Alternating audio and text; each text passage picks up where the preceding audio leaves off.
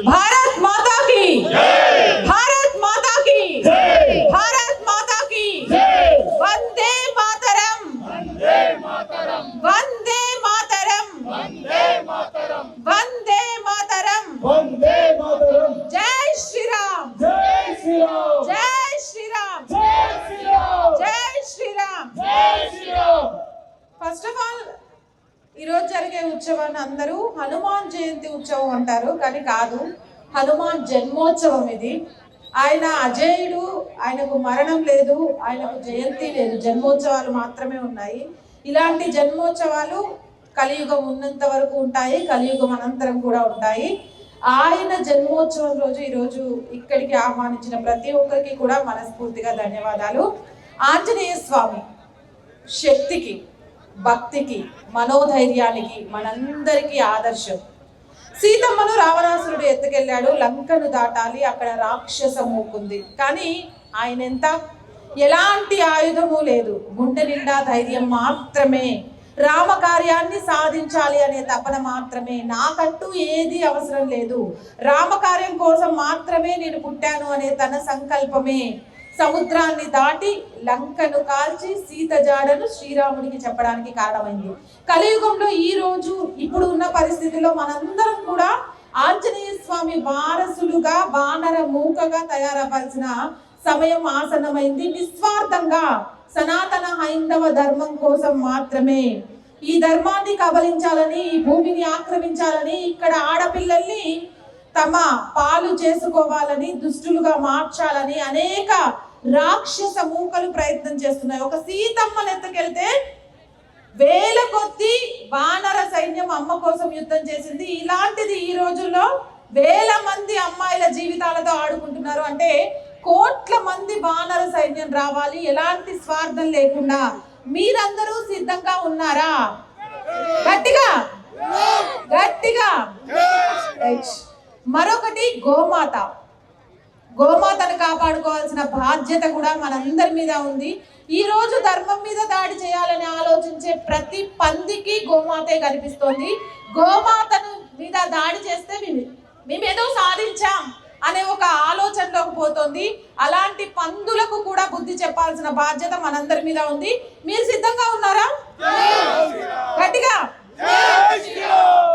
మనం హిందువు అని చెప్తే నుదుటిన బొట్టు పెట్టుకొని, మెళ్ళో మాలేసుకొని, చేతికి కాషాయం దండ కట్టుకున్నంత మాత్రాన మనం హిందువులం అయిపోం. హిందువుగా బ్రతుకుతున్నామా లేదా ఒకసారి ఆలోచించాలి. చాలా మంది ఈ మధ్య కాలంలో అసెంబ్లీ వేదికగా కూడా మనం చూసాం. ఏమని, నేను బొట్టు పెట్టుకుంటాను, నేను మంత్రాలు చెప్తాను, నేను హిందువునేనని. మంత్రాలు వచ్చిన వాళ్ళంతా హిందువులు కాదండి, బొట్టు పెట్టుకున్న వాళ్ళంతా హిందువులు కాదు, మాలలు వేసుకున్న వాళ్ళంతా హిందువులు కాదు. ఇక్కడ గుండెల్లో ఆ ధర్మానికి ఏదైనా అయితే ప్రాణాన్ని అడ్డు పెట్టైనా ధర్మాన్ని కాపాడుతా అనగలిగే వాడే హిందూ అవుతాడు తప్ప, నేను బొట్టు పెట్టుకున్నా నేను హిందువునే, నాకు విలువ ఇవ్వాలి, లేకపోతే మిగిలిన వాళ్ళంతా హిందువులు కాదు, కట్టరి హిందువులుగా మారుతున్నారు. అసలు కట్టరి హిందువు ఏంది? హిందూ అంటే హిందువే.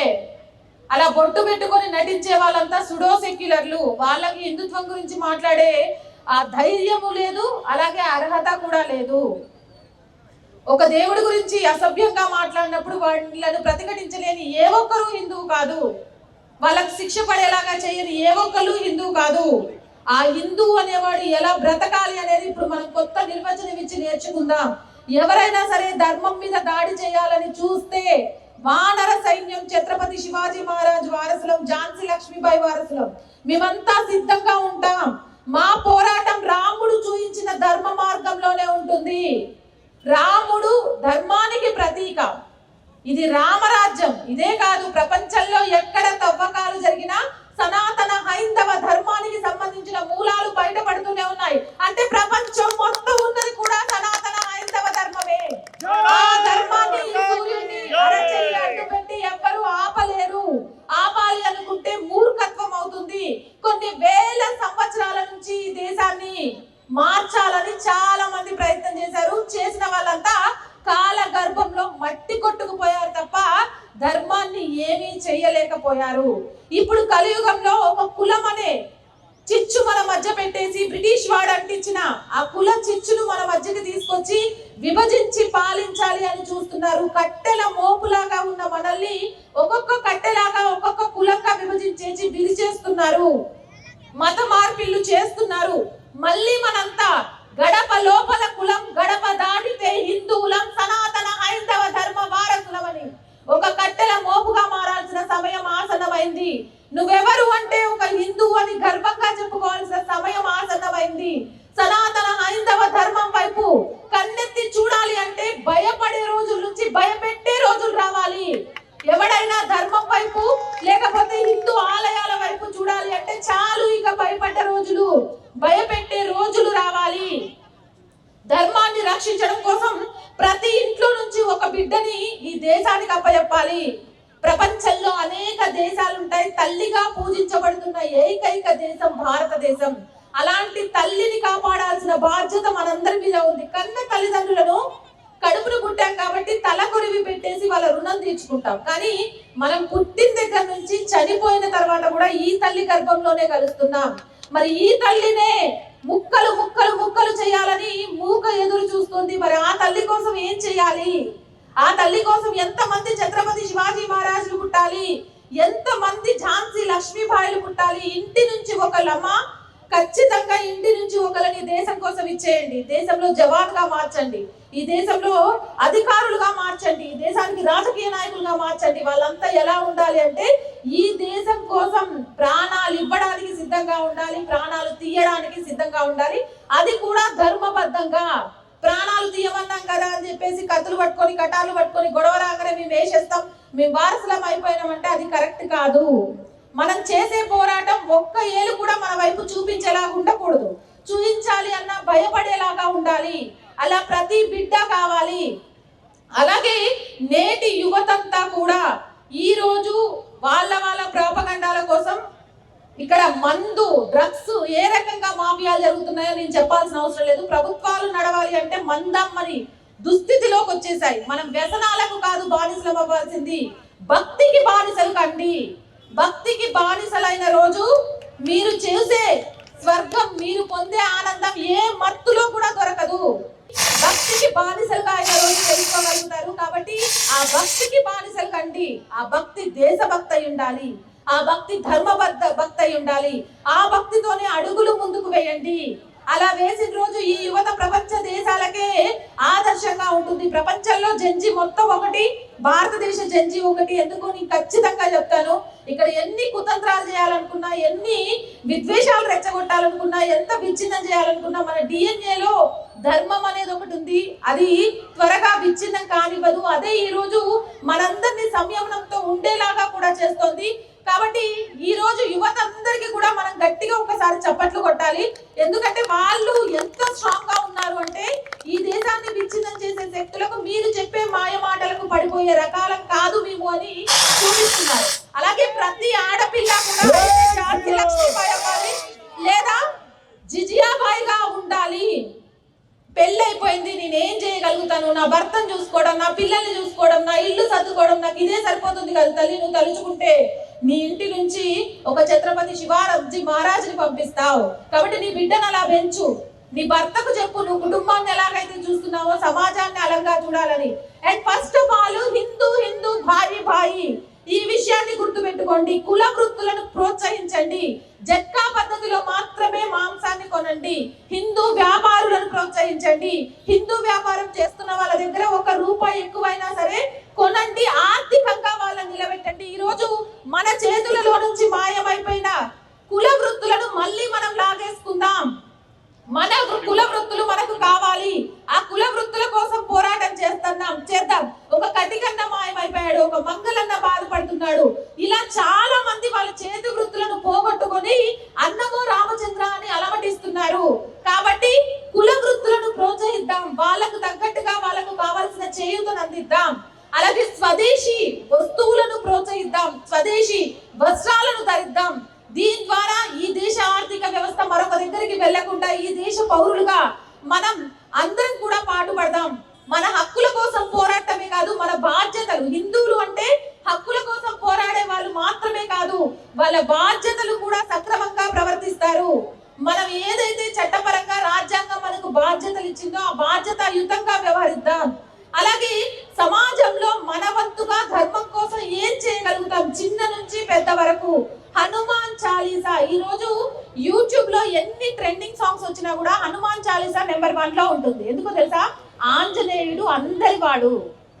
చిన్న పిల్లల నుంచి ముసలి వాళ్ళ వరకు భయం వేస్తే ఆంజనేయ స్వామి, ఆనందం వేస్తే ఆంజనేయ స్వామి, ఏదైనా కార్యసిద్ధి కావాలంటే ఆంజనేయ స్వామి, గెలిస్తే ఆంజనేయ స్వామి, గెలుపుకు చిహ్నం ఆంజనేయ స్వామి. ఆ రోజు మహాభారతంలో అర్జునుడు శ్రీకృష్ణుడి రథాన్ని నడుపుతున్నప్పుడు రథ సారథిగా నిలిచినది కూడా ఇదే కాషాయ జెండా హనుమధ్వజం.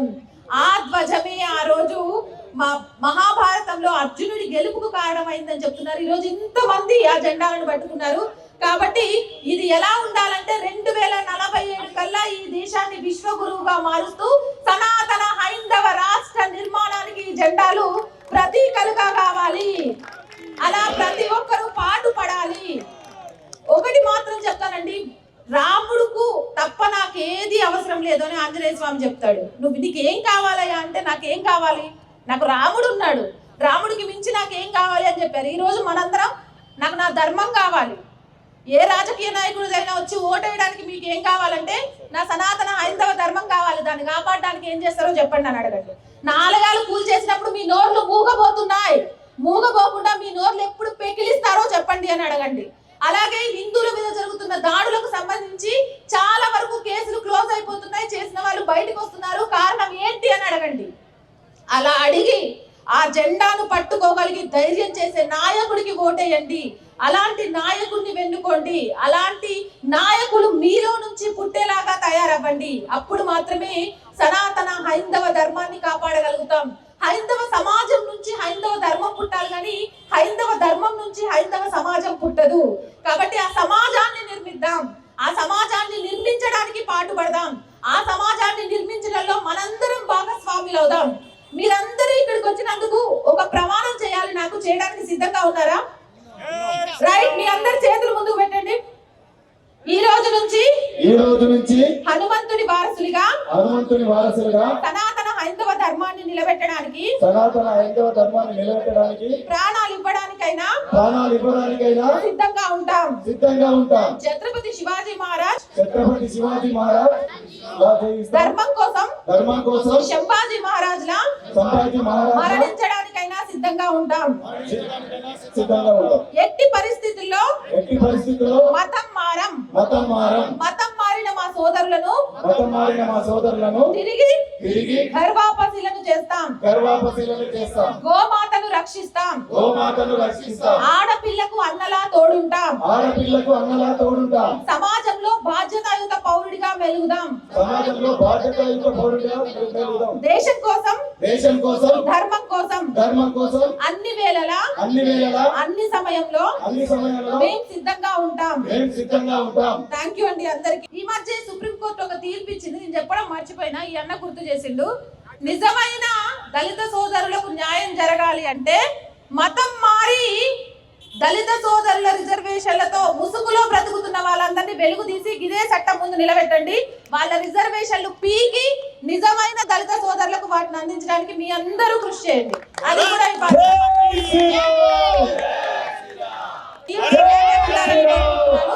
భారత్ మాతా కీ భారత్ మాతా కీ భారత్ మాతా కీ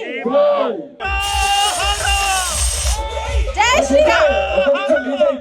హర హర మహాదేవ, హర హర మహాదేవ, హర హర మహాదేవ.